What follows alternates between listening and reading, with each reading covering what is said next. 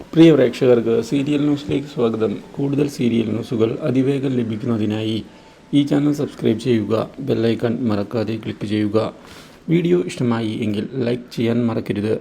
നമ്മുടെ പ്രിയ പരമ്പരയിൽ നിർണായകമായ വഴിത്തിരിവാണ് ഉണ്ടായിരിക്കുന്നത്.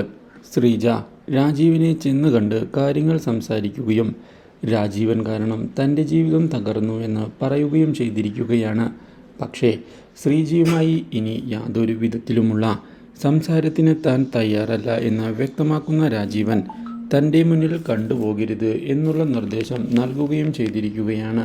അപ്രതീക്ഷിതമായ ഈ സംഭവം തിരിച്ചടിയായതിനെ തുടർന്ന് എന്താണ് ചെയ്യേണ്ടത് എന്നറിയാതെ പകച്ചു പോയിരിക്കുകയാണ് ശ്രീജ.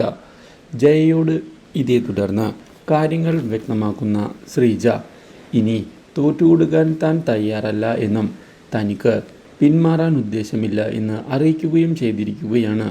ഇതേ തുടർന്നാണ് രാജീവിനെ കൊടുക്കുന്നതിന് വേണ്ടിയുള്ള നീക്കവുമായി ശ്രീജ മുന്നോട്ട് പോവുകയും തന്നെ നശിപ്പിക്കുന്നതിനായി രാജീവൻ ശ്രമിച്ചു എന്ന് കേസ് കൊടുക്കുകയും ചെയ്യുന്നത്. ഇതോടെ അന്വേഷണവുമായി മുന്നോട്ടേക്ക് എത്തുകയാണ് പോലീസുകാർ. ഇതേസമയം ഈ കാര്യങ്ങൾ അറിയാൻ ഇടയാകുന്ന രാജേന്ദ്രൻ ഈ അവസരം മുതലാക്കുന്നതിനായി തീരുമാനം എടുക്കുകയും ശ്രീജയെ ചെന്ന് കണ്ട് പൂർണ്ണ സപ്പോർട്ട് നൽകാൻ തീരുമാനിക്കുകയും ചെയ്തിരിക്കുകയാണ്. പക്ഷേ ഇതേ സമയം രാജേന്ദ്രൻ്റെ ചതിയെപ്പറ്റി തിരിച്ചറിയുകയാണ് Rakhi. Do like, share and subscribe.